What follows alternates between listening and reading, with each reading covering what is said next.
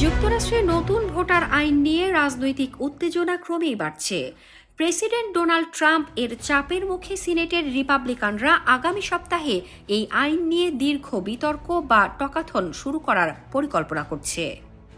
Associated press এর প্রতিবেদনে বলা হয়েছে, সিনেট মেজরিটি লিডার জন থুন জানিয়েছেন রিপাবলিকানরা সিনেট ফ্লোরে দীর্ঘ সময় ধরে আলোচনা চালিয়ে যাবেন। এই বিতর্ক কয়েকদিন থেকে কয়েক সপ্তাহ পর্যন্ত চলতে পারে। এই উদ্যোগের লক্ষ্য হল ডেমোক্রেটদের প্রকাশ্যে তাদের অবস্থান জানাতে বাধ্য করা এবং প্রেসিডেন্ট ট্রাম্পকে দেখানো যে রিপাবলিকানরা বিষয়টি নিয়ে সিরিয়াস। বিতর্কের কেন্দ্রবিন্দুতে রয়েছে save America act, safeguard American voter eligibility act নামে একটি বিল। এই প্রস্তাবিত আইনে কয়েকটি বড় পরিবর্তনের কথা বলা হয়েছে।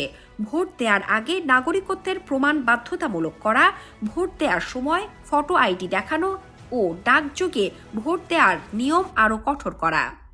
বর্তমানে যুক্তরাষ্ট্রের ফেডারেল আইনে ভোটারদের শপথ করে বলতে হয় যে তারা মার্কিন নাগরিক। তবে এই নতুন বিলের মাধ্যমে সেই প্রক্রিয়া আরও কঠোর করার প্রস্তাব করা হয়েছে। বিলটি ইতিমধ্যে প্রতিনিধি পরিষদে পাশ হয়েছে, তবে সিনেটে এটি পাশ হওয়া কঠিন বলে মনে করা হচ্ছে, কারণ সিনেটে বেশিরভাগ বিল পাশ করতে 60 ভোটের সমর্থন দরকার, যা ফিলিবাস্টার নিয়মের কারণে বাধ্যতামূলক। বর্তমানে রিপাবলিকানদের কাছে সেই সংখ্যা নেই। যদিও ট্রাম্প ফিলিবাস্টার নিয়মিত বাতিল করার দাবি তুলেছেন, অনেক রিপাবলিকান সিনেটর সেই পথে যেতে রাজি নন। বিশ্লেষকদের মতে, এই বিলকে সামনে রেখে ট্রাম্প 2026 সালের মধ্যবর্তী নির্বাচনের আগে ভোট ব্যবস্থা নিয়ে নতুন রাজনৈতিক বিতর্ক তৈরি করতে চাইছেন। রিপাবলিকানদের দাবি, এই আইন নির্বাচন ব্যবস্থাকে আরও নিরাপদ করবে। অন্যদিকে ডেমোক্রেটরা বলছেন এতে অনেক যোগ্য ভোটার ভোট দেওয়ার সুযোগ হারাতে পারেন।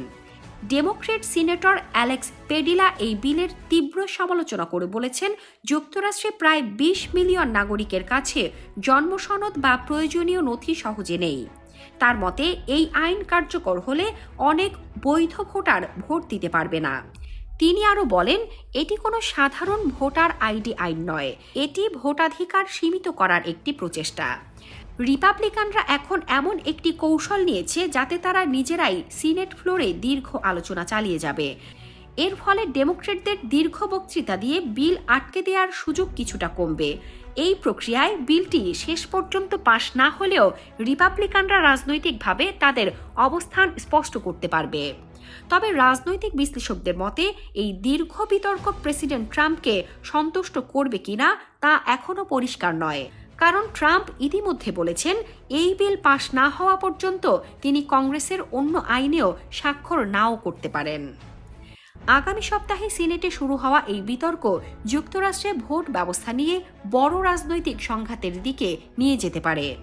বিশেষজ্ঞদের মতে, নির্বাচন যত এগিয়ে আসবে, ভোটার আইন ও নির্বাচনী নিরাপত্তা নিয়ে রিপাবলিকান ও ডেমোক্রেটদের মধ্যে এই বিতর্ক আরও তীব্র হতে পারে।